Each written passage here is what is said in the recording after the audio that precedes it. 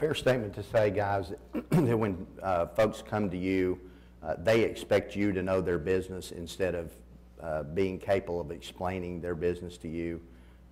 Is that a problem? Is that they'll come to you and say, you know, what should I be looking for? How much money should I need, instead of doing the homework to really know their business well? Is that something that you see? Well, it's certainly a red flag for a banker if they're leaning on our expertise to tell them.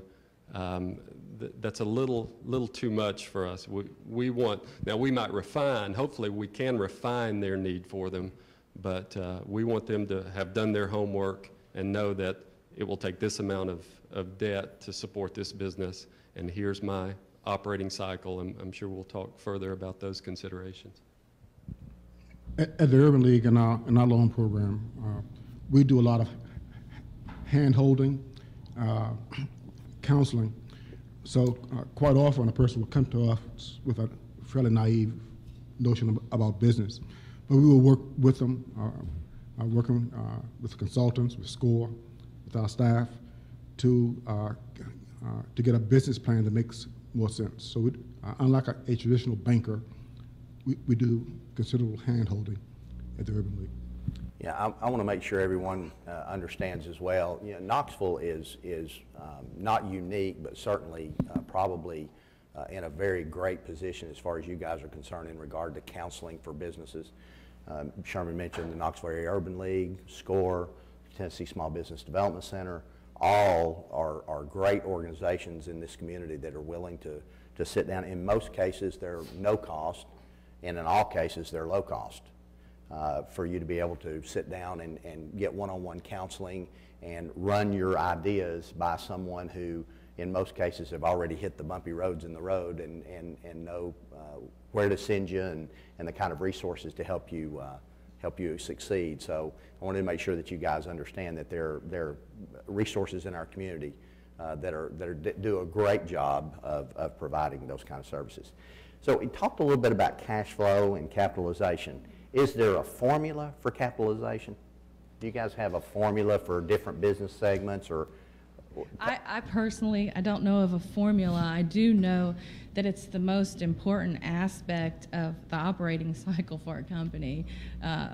On the basic level, your revenues must exceed your expenses, but then there's other things that you need to look at in addition to that, and know that the owner's decision as well as their management decisions is going to affect their cash position. So some things you'd look at would be their AR collection period. How fast are they turning those into cash? Are they taking advantage of their AP terms to the fullest extent?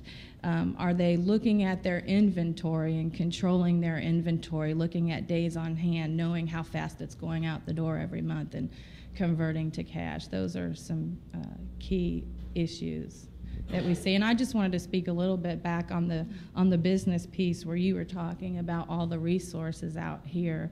We provide a lot of technical assistance, but what we don't do is do your business plan for you, and we will not do your cash flow for you. But that doesn't mean once you get it to us that we won't help you, as Dwight said, to refine it and tweak it for you. But it is important. The business plan is so important, and a lot of people have told me that it's meaningless because it's a static document, but it really isn't. It is a dynamic document that should change over time as your company changes, and it really is a roadmap to what you've done historically, what you're doing now, and what you intend to do in the future, and it is very important for success.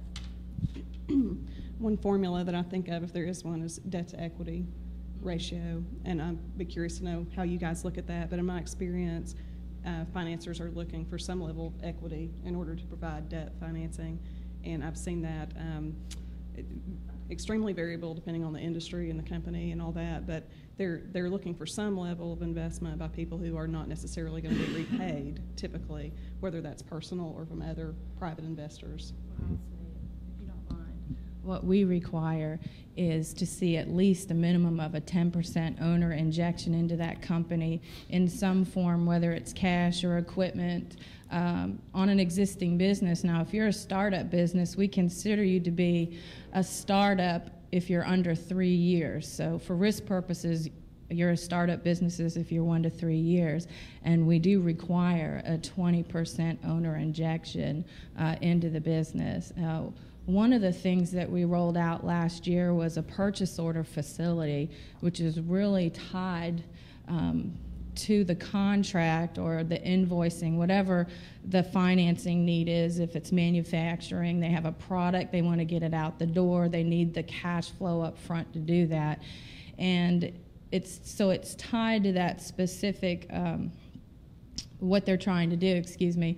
And that works really well. We manage that cash flow coming in, so they're not managing it, because what we've found is that if you leave them to manage the cash flow and don't give them the assistance they need and show them how to do it, then that cash goes somewhere else and it's not available for the business.